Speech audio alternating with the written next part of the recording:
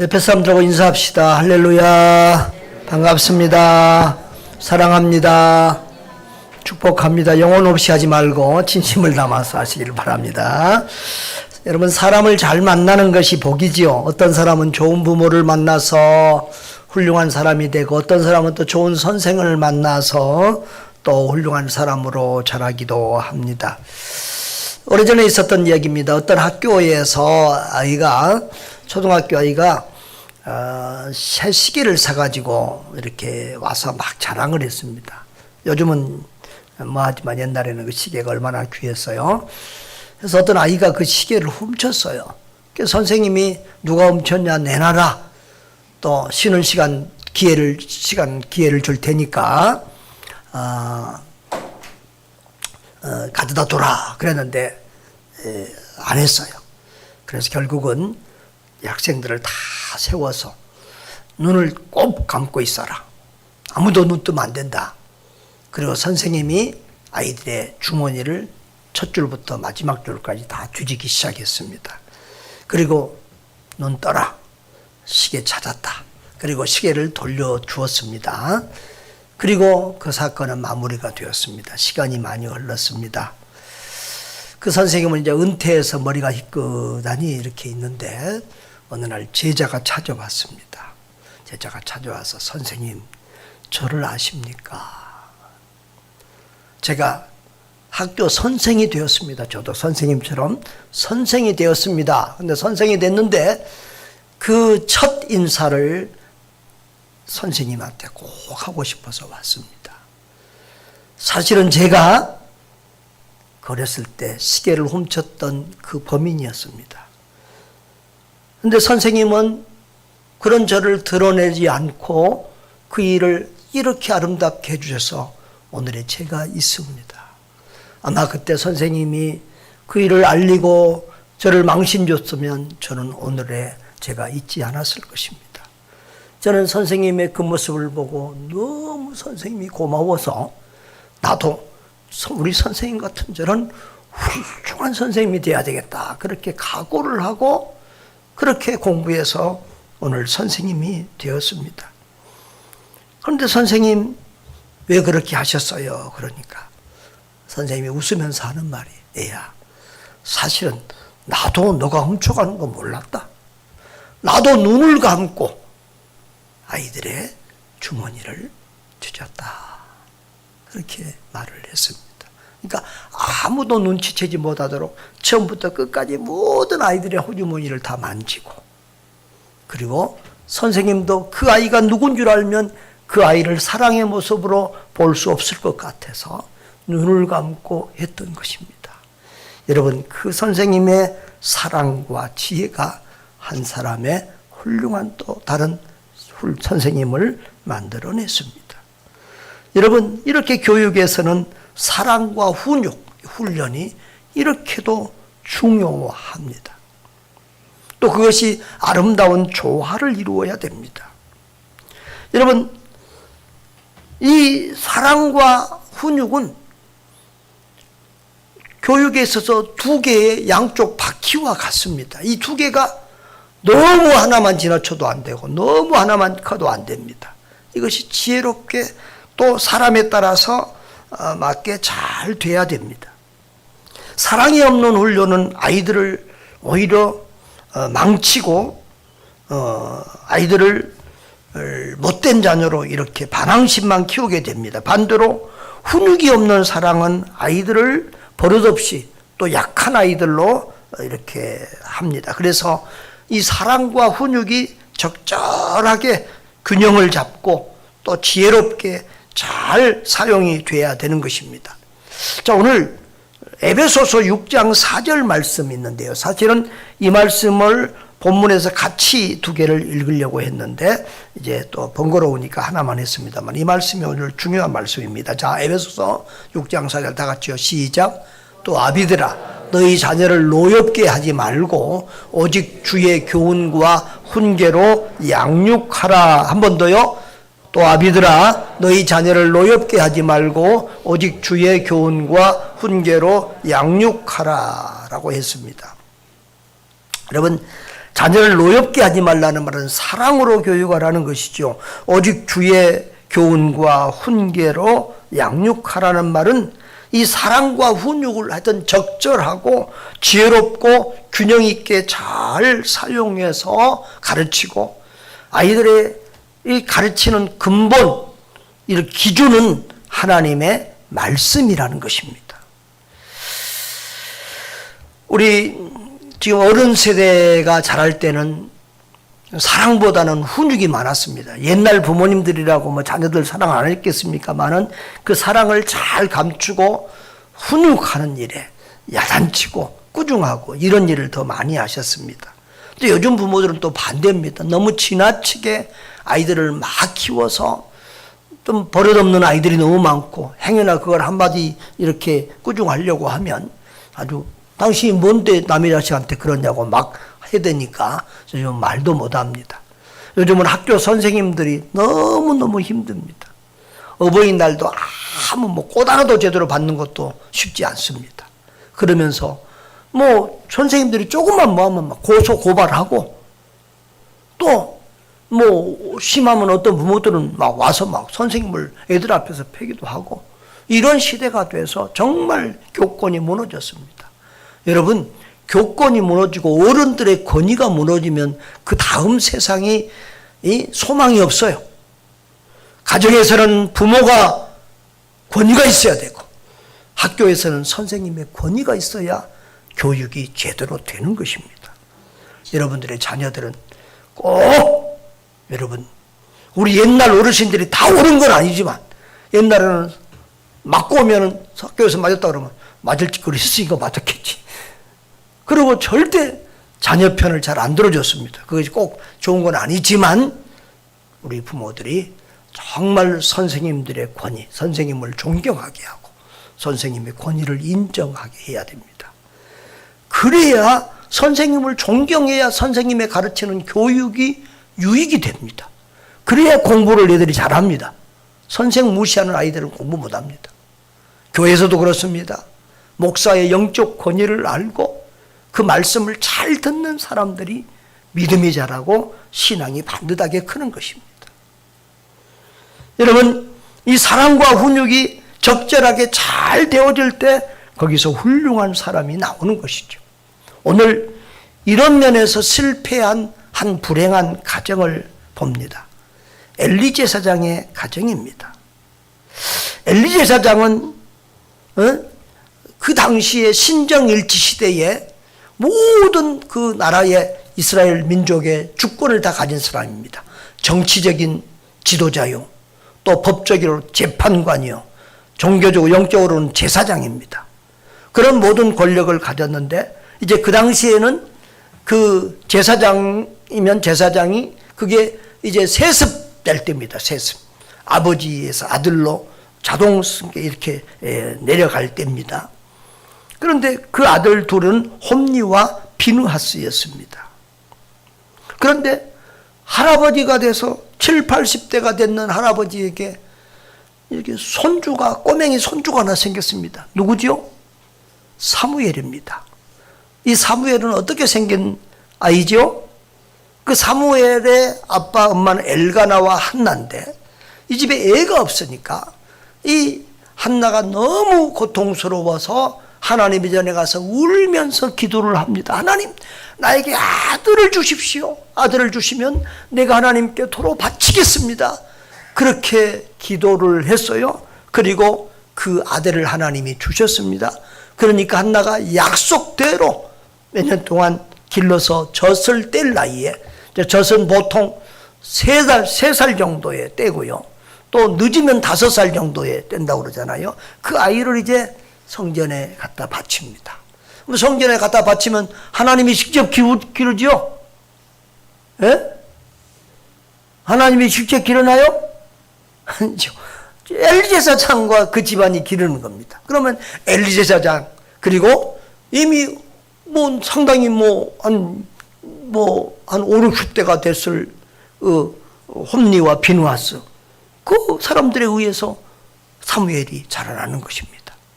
그런데 홈니와 비누아스는 완전히 망나니 같은 그런 아들들이 되고 그런 나쁜 제사장, 요즘으로 말하면 아주 악한 목사가 되었습니다. 그래서 그 때문에 나라가 망하고 그 때문에 이 집안이 완전히 멸망을 하게 됩니다. 그때 블레셋과의 전쟁이 일어나는데, 여러분 이 이스라엘의 역사를 보면 그 시대의 그 백성들이 하나님 앞에서 바로 살면 범사에 하나님이 복을 주시고, 또 잘못하면 하나님께서 징계를 내리시는데, 바로 이러한 전쟁과 그 피해도 하나의 하나님의 징계라고 볼 수 있죠. 블레셋과의 전쟁에서 집니다. 그래서 이제 우리가 신앙, 항상 사람들은요 종교성을 가지고 있어요. 그런데 이 신앙이 타락하면 본질에서 떠난 그 종교성, 잘못된 신앙에 이르게 돼요. 인격적인 신앙에서 이 형식적인 종교로 이르게 돼요. 그래서 이 이스라엘 백성들이 전쟁에 지니까 하나님의 법궤를 전쟁터로 모셔면 우리가 승리할 수 있다, 이런 제안을 합니다. 여러분, 그게 옳은 말입니까? 아니죠. 하나님은 어디나 계시고 하나님이 기뻐하시면 법궤 안 가져가도 승리할 줄 믿습니다.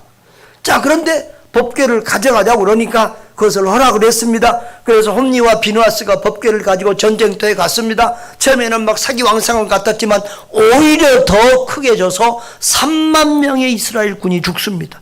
여러분, 지금 이란하고 미국, 이스라엘 전쟁에도 아직 3만 명 안 죽었습니다. 3만 명이 어마어마한 피해를 한 겁니다. 그리고 그 하나님의 임재를 상징하는 법궤를 빼앗겨 버렸습니다. 그것은 이스라엘의 제1의 갑오입니다. 그것을 빼앗겨 버렸습니다. 그리고 그 제사장 홈니와 비누아스도 그 자리에서 죽었습니다. 그 소식을 들은 엘리가 또 98세의 나이인데 놀라서 쓰러져 목이 부러져 죽게 됩니다.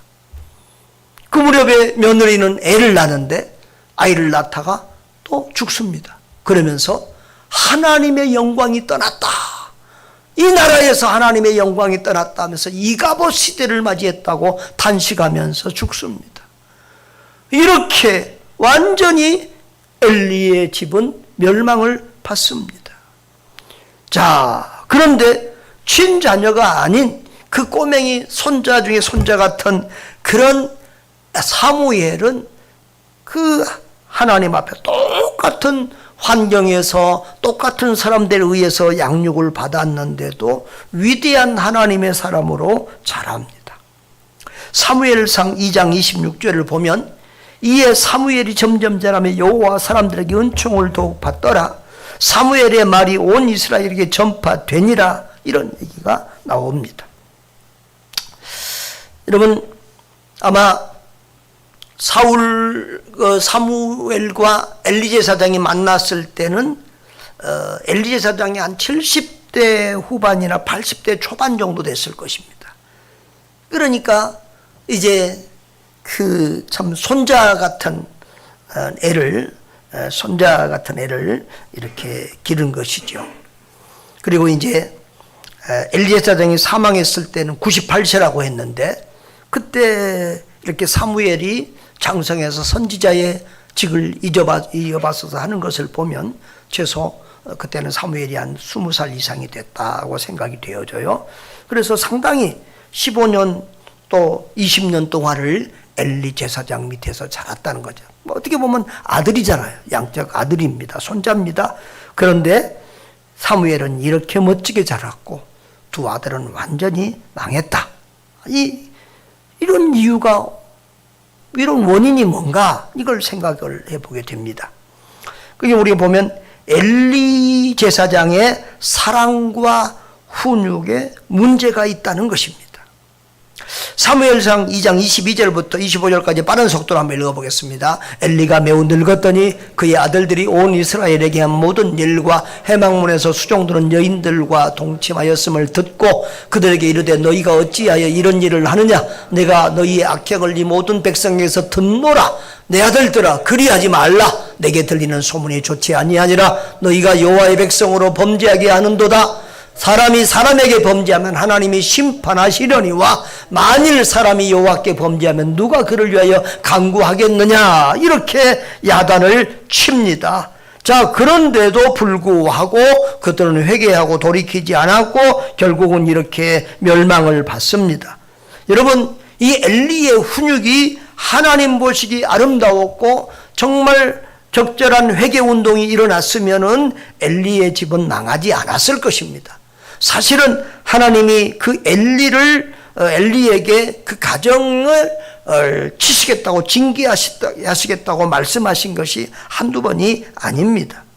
여러분, 엘리의 자녀 교육은요, 훈육이 아니라 방임에 가까웠습니다. 엘리의 말을 들어보면 엄한 꾸지람이나 징계가 아니라 그냥 타이르는 수순입니다. 그 아들들의 죄가 이건 보통 죄가 아니거든요. 뭐 옛날 그 엄한 시대로 보면 사형에 처할 만큼 정말 나라를 무너뜨리고 여호와를 섬기는 하나님 신앙의 근간을 무너뜨리는 이런 죄를 범했다는 거예요. 하나님 앞에 드리러 온 재물을 다 먼저 자기가 갈취하고 하나님의 집 문 앞에서 이렇게 동침을 하고 말로 할 수 없는 악한 짓을 합니다. 그런데 엘리는 그저 내 아들들아 그리하지 말라 이런 정도로 이렇게 말하고 있는 것을 봅니다. 그래서 3장 13절에 보면 하나님께서 이렇게 말합니다. 내가 그의 집을 영원토록 심판하겠다고 그에게 말한 것은 그가 아는 죄악 때문에. 여기 그가 누굽니까? 그가 아는 죄악? 엘리입니다. 엘리가 아는 죄악 때문이다. 이는 그의 아들들이 저주를 자청하되 그가 금하지 아니하였느니라. 엄하게 이 문제를 해결하지 않았다는 것입니다. 여러분, 죄의 중대함에 비해서 자식들의 잘못에 비해서 그의 훈육은 너무 가볍고 형식적이었습니다. 이런 여러 정황을 보면 그 아이들이 어렸을 때부터 엘리는 너무 자유방임적으로 그 아이들 멋대로 이렇게 자녀들을 키웠다라고 생각해 볼 수 있습니다. 그리고 엘리 제사장은 하나님보다 아들들을 더 중히 여겼습니다. 사무엘상 2장 29절에 보면은 이런 말씀이 있습니다. 이것은 이제 하나님께서 엘리의 우리가 하나님이 어떤 징계하시고 멸하시고 심판하실 때는 하루아침에 하는 게 아닙니다. 엘리의 집도요, 선지자를 보내서 책망하다 안 되니까 나중에는 그 어린 사무엘을 통해서 또 이렇게 하나님이 그 가정을 심판하신다는 말을 전했습니다. 그럼 여러 해 동안 그렇게 여러 번 받았으면 그 엘리와 그 아들들은 정말 하나님을 무서워하고 하나님을 아는 사람들이라면 대성통곡하고 회개하고 자빠지고 이렇게 돌이켜야 될 것입니다. 그런데도 그들에게는 그렇게 없었다는 거예요. 엘리에게도 그 아들들에게도 그런 모습이 보이지 않았습니다. 자, 사무엘상 2장 29절에 보면은 같이 읽어보겠습니다. 너희는 어찌하여 내가 내 처소에서 명령한 내 재물과 예물을 밟으며 내 아들들을 나보다 더 중히 여겨 내 백성 이스라엘이 드리는 가장 좋은 곳으로 너희들을 살찌게 하였느냐. 여기서 하나님이 나보다 더 네 아들들을 중하게 여겼다 그렇게 말합니다. 다시 말하면 자식들이 우상이라는 거예요. 우상. 여러분, 그런데 사실을 깨놓고 보면 엘리만 자식들이 우상이 되겠습니까? 자식들을 하나님보다 더 사랑하겠습니까? 우리 많은 사람들이 그렇습니다. 자식들을 하나님보다 더 사랑합니다. 그런데 그게 시간이 지나가면 그 결과는 반드시 하나님 앞에 이렇게 통곡하고 눈물을 흘리는 고통의 시간을 맞이하게 됩니다.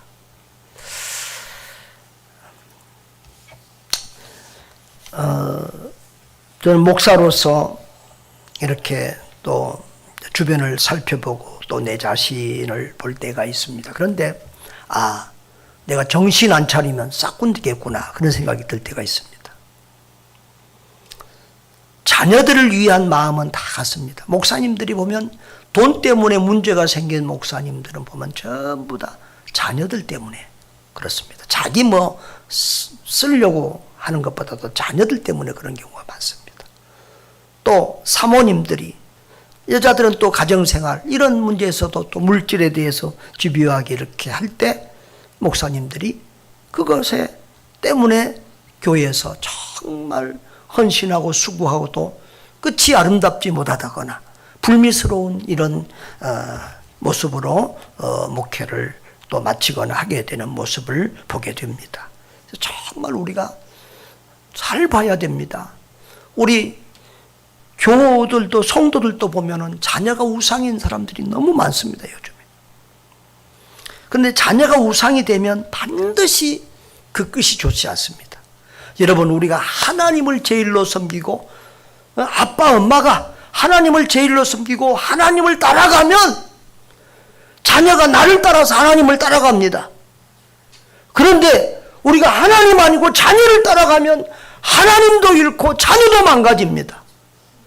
여러분, 신앙의 원리를 확실하게 하시기를 주의 이름으로 축원합니다. 이게 보면 엘리의 훈육은요 또 너무 때가 늦었어요. 사무엘상 2장 22절 소두에 보면 엘리가 매우 늙었더니 그랬습니다. 엘리가 늙었어요. 아들들도 다 컸어요. 이제 아들들도요 50이 넘고 60이 넘고요 이제 제사장 역할을 하는 그런 때예요. 그러니까 엘리의 말이 안 통하는 거예요. 그리고 엘리는 지금 자녀들이 그런 범죄를 했을 때도 방치해 두었다가 이제 그게 소문이 나서 백성들이 다 알고 소문이 파다해서 밖에서 그런 것이 소리가 들어올 때야 비로소 마지못해서 이런 몇 마디를 하고 있는 것을 보게 됩니다.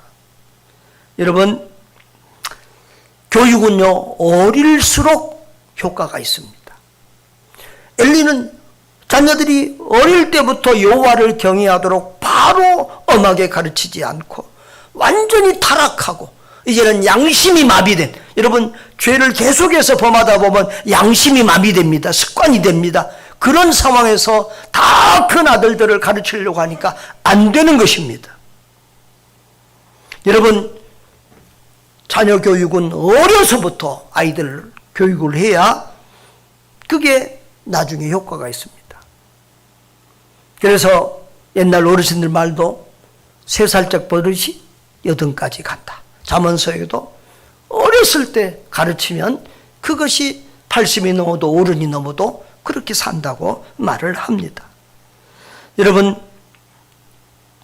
그런데 엘리는 너무 늦었습니다. 그래서 2장 25절 후반부에 보면 그들이 자기 아버지의 말을 듣지 아니하였으니 이는 여호와께서 그들을 죽이기로 뜻하셨음이니라 그랬습니다. 이것은 하나님이 억지로 그 아들들의 마음을 강팍하게 만드셨다는 그런 말이 아닙니다. 하나님이 끊임없이 회개를 기회를 주었는데도 그들이 그것을 걷어찼기 때문에 하나님은 마침내 공의로 그들을 심판하기로 작정했다는 것입니다. 여러분, 정리를 해보면 엘리의 훈육은 하는 것 같았지만 말뿐인 잔소리에 불과했고 너무 가벼웠고 정말 큰 잘못에 비해서 자녀의 훈육이 너무도 약했다는 거예요. 막히었다는 거예요. 자녀가 우상이 돼서 자녀를 바로 양육하지 못했다는 거예요. 죄를 단호하게 끊어내지 못하고 자식을 하나님보다 더 사랑해서 나라를 망치고 집안이 망하게 됐다는 것입니다. 마태복음 6장 33절은 우리 성도들에게는 생활 강령같이 중요한 말씀입니다. 이렇게 아무리 잘하는 말씀이라서 이렇게 띄워주지도 않으려다가 한 번 더 합니다. 여러분 다 이건 외우고 있어야 됩니다. 그렇죠? 요한복음 3장 16절처럼 외우고 있어야 되는 말씀입니다. 다 같이 시작. 그런즉 너희는 먼저 그의 나라와 그의 의를 구하라. 그리하면 이 모든 것을 너희에게 더하시리라. 아멘. 다시 한번. 그런즉 너희는 먼저 그의 나라와 그의 의를 구하라. 그리하면 이 모든 것을 너희에게 더하시리라. 아멘. 여러분 자녀 교육도 우선순위가 있습니다. 여러분 중요성의 우선순위가 있습니다. 뭐가 더 중요하냐? 하나님이 더 중요하냐? 이 모든 일이 더 중요하냐? 또 시간의 우선순위가 있습니다. 무엇을 먼저 해야 되느냐? 여러분 학교 공부하고 신앙 교육하고 이것을 헷갈릴 때가 많이 있습니다. 성도들이. 우리나라는 공부가 우상이 된 나라니까.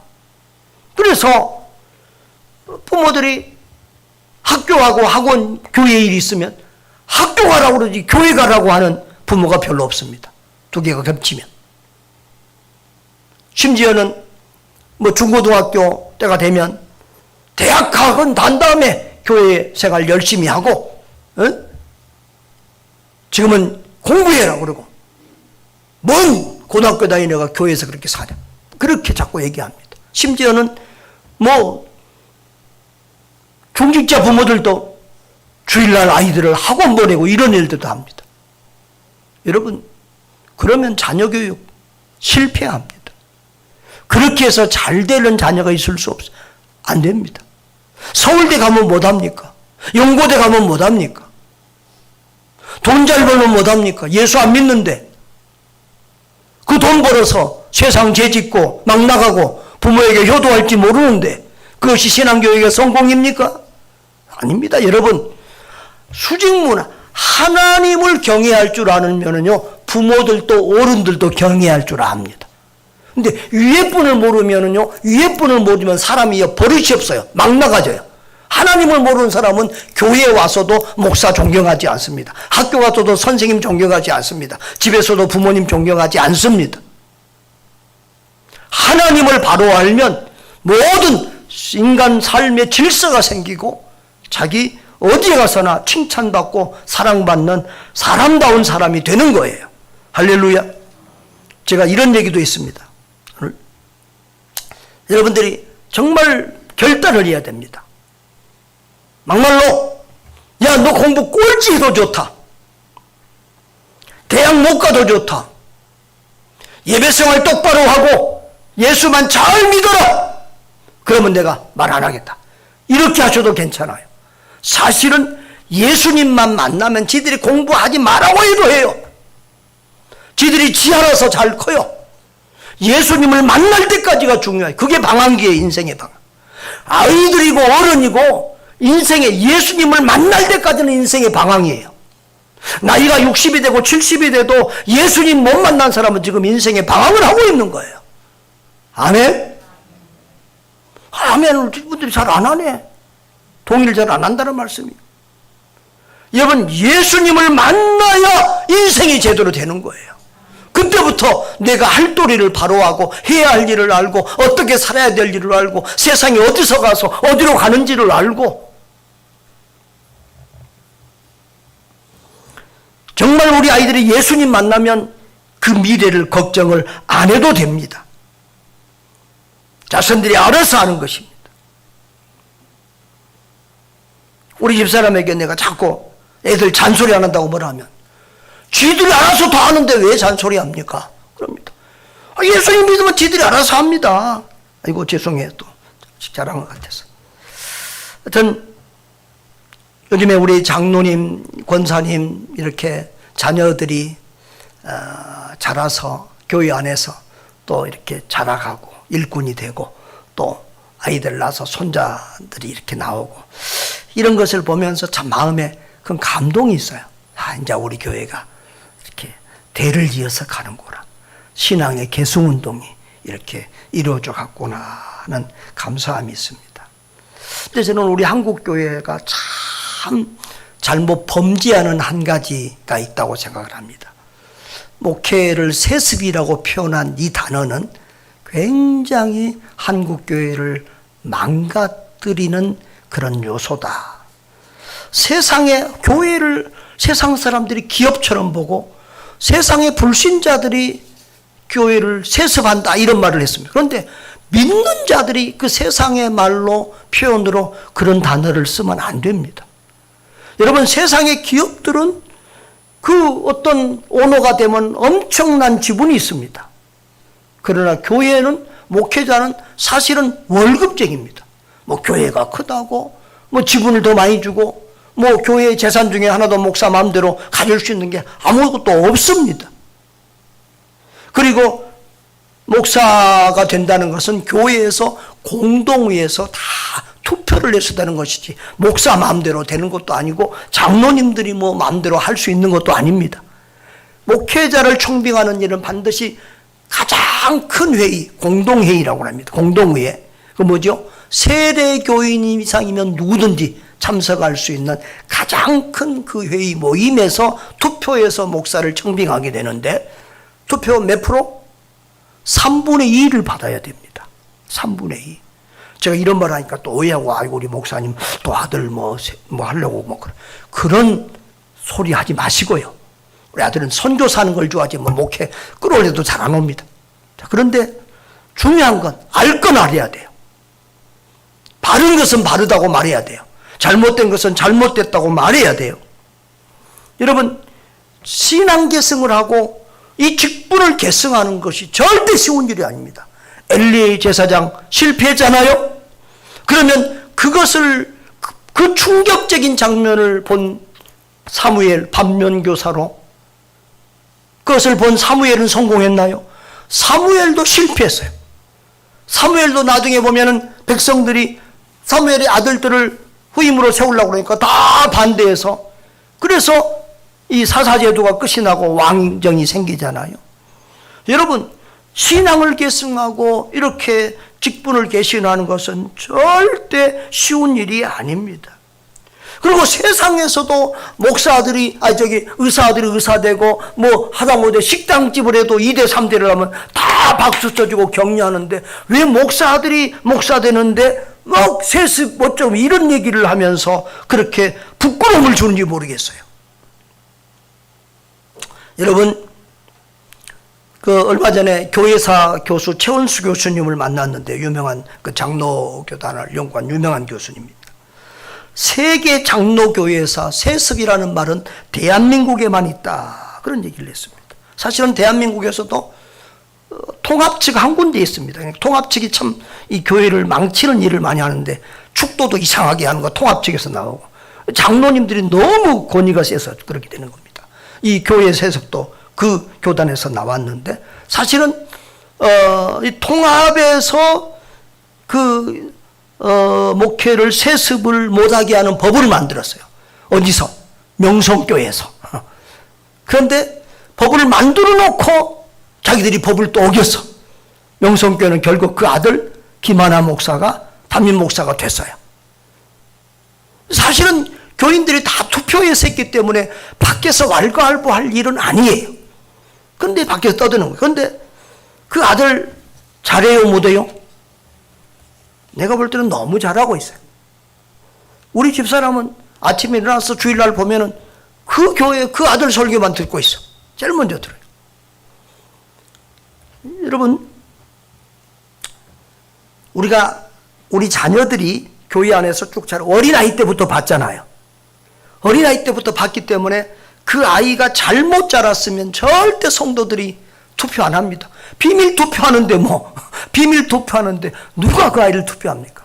우리 제 아는 목사님은 아들에게 그 교회를 후임자로 이렇게 하고 싶었는데 성도들 투표가 30%밖에 안 돼서 안 됐어요. 안 되는 거예요. 성도들이 비밀 투표를 하는데 그게 안 돼요. 여러분, 이제 우리 교회를 누가 지켜가야 되겠습니까?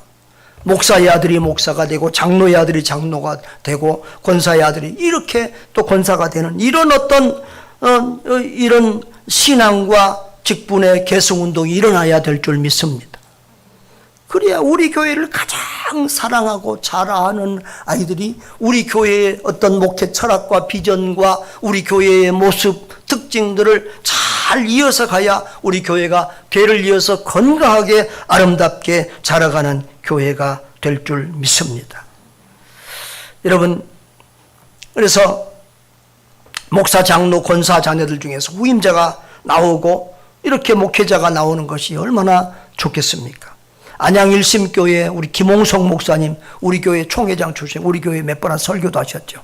그분은 그 교회 권사님 아들이에요.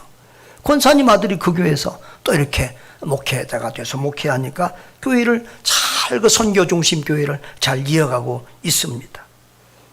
여러분, 중요한 것은 신앙의 계승 운동입니다. 이 아름다운 신앙의 계승, 우리에게 가장 중요한 것은 자녀들에게 신앙을 물려주는 것입니다. 자녀들이 신앙을 계승하는 것입니다. 3대까지 신앙을 물려주는 것이 우리의 사명입니다. 그 사명 잘 감당하시기를 바랍니다. 그게 보통에서 되는 게 아니라고요. 엘리 제사장도 실패했다고요. 그 위대한 사무엘도 실패했다고요. 그러면 우리가 얼마나 그것을 위해서 눈물로 기도하고 결단하고 헌신해야 되는지 다시 생각해야 되는 것입니다. 사랑과 훈육을 어떻게 그러면 지혜롭게 해야 될까요? 사랑과 훈육을 함께 사용하되 사랑과 신뢰가 먼저 형성이 돼야 교육이 되는 것입니다. 여러분, 이 사랑은 훈육, 그러니까 훈육이 받아들여질 토양을 만드는 작업입니다. 교육을 해보십시오. 아무리 좋은 말, 좋은 내용을 교육해도 이 받는 사람의 마음이 준비가 되어져 있지 않으면 안 됩니다. 쉽게 말하면 사랑하지 않는 사람, 내가 존경하지 않는 사람이 하는 말은 교육으로 들리는 게 아니라 잔소리로 들립니다. 짜증이 됩니다. 그러니까 자녀가 부모를 존경하지 않으면 부모의 말이 잔소리한다고 그러지 교육이라고 생각을 하지 않는 것입니다. 그래서 이 부모와 자녀 간에는, 교사와 학생 간에는 반드시 이 사랑으로 인한 신뢰심이 먼저 형성이 되어야 합니다. 제가 이렇게 우즈벡에 있을 때, 선교지에 있을 때, 거기 아이들은 이제 신앙이 뭐 우리처럼 이렇게 신앙의 환경이 아니고 이제 복음이 첫 들어가서 막 예수 믿는 애들이니까 신학교를 가겠다는 애들도 뭐 술, 담배가 안 끊어지고 뭐 예배도 막 늦고 안 나오고 뭐 이런 애들도 있고, 그래서 이 야단을 칠 때가 있어요. 야단을. 좀 야단 치고 징계를 해야 되겠다. 이럴 때가 있는데 그때마다 내가 뭘 생각하냐 그러면은 이 아이가 내 아들이라면 어떻게 하겠는가? 내 딸이라면 어떻게 하겠는가? 그 생각을 하고, 그래, 이건 내 아들이라도 혼을 내고 징계해야 돼. 이럴 때 내가 그 아이를 불러서 내가 기도하면서 이런 마음이 들었다. 너가 내 친자식이라도 나는 이것을 너를 꾸중하고 너를 징계해야 되겠다. 이런 말을 하고 이렇게 하면 아이들이요, 삐뚤어지지 않아요. 그 징계 가운데서 오히려 성장해요. 한 번은 제 평생에 한 번 있었던 일입니다. 용사생. 그 사무실에서 우리 통역하는 여자아이를 아주 얼마나 혼을 낸다. 20, 30분 동안을 무릎 꿇혀놓고 눈물이 폭풍나게 혼을 냈습니다.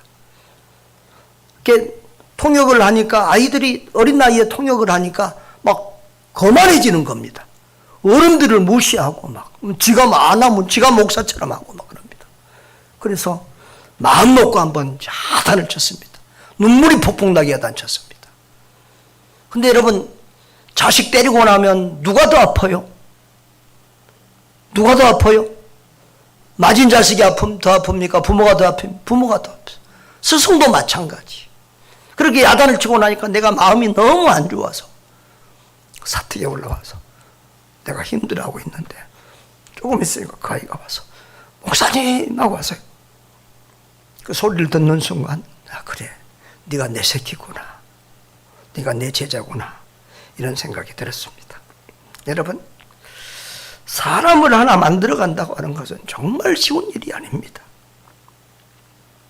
이 사랑과 훈육이 적절하게 씨줄 날 줄처럼 잘 엮어져 가야 사람이 나오는 것입니다.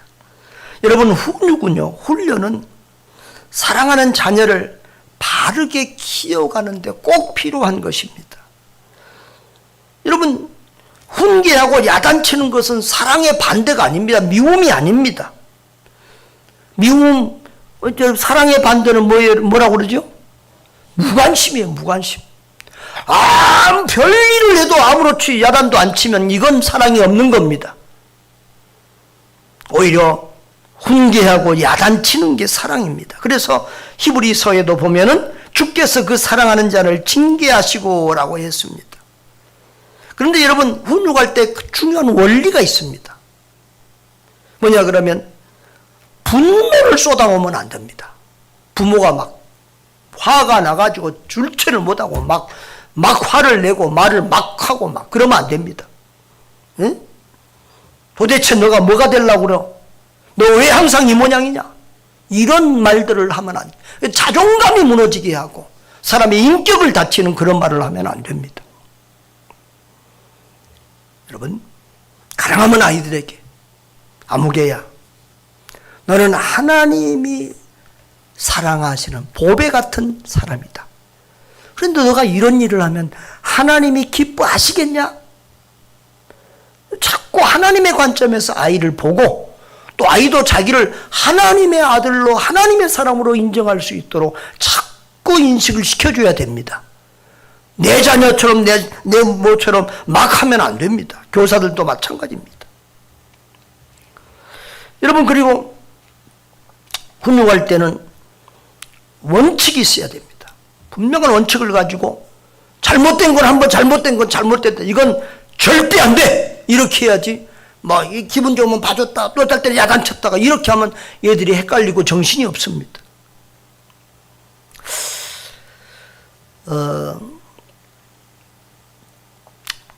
어린 아이들은요, 서로 마주보고 이렇게 훈육하는 게 좋고요. 사춘기 아이들은 서로 마주보는 것보다는 옆에 앉혀놓고 같은 방향을 보면서 벤치 같은 데 이렇게 앉혀갖고 의자에도 앉혀서 앞으로 같이 보면서 이렇게 한 방향을 보면서 교육하는 게 좋습니다.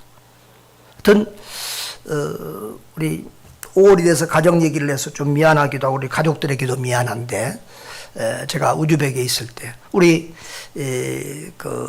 최식 목사님이 그 당시에 참 어려운 개척교회를 할 때인데도 친구가 선교사 나간다고 컴퓨터를 한 대 사줬습니다. 근데 제일 처음 나쁜 거 386인가 그래 됩니다. 그러니까 제가 컴퓨터를 잘 못하니까 우리 은성이가 잘합니다. 작은 놈이 잘해서 그 컴퓨터를 가지고 놀고 또 게임도 하고 그랬던 것 같아요.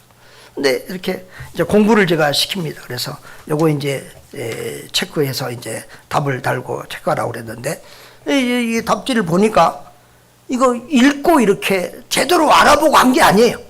막 그냥 뭐 하려고. 이걸 다 해야 게임할 수 있으니까. 게임하려고 그냥 보지도 않고 딱 1번, 2번, 3번 막 이렇게 하고 끝난 거예요. 그래서 내가 딱 알고 무릎 꿇치고 야단을 쳤습니다. 다른 건 다 돼도 절대 하나님을 속이고 부모를 속이는 건 안 되는 거다. 야단을 치고 우는 아이를 제가 안고 기도해 주었습니다.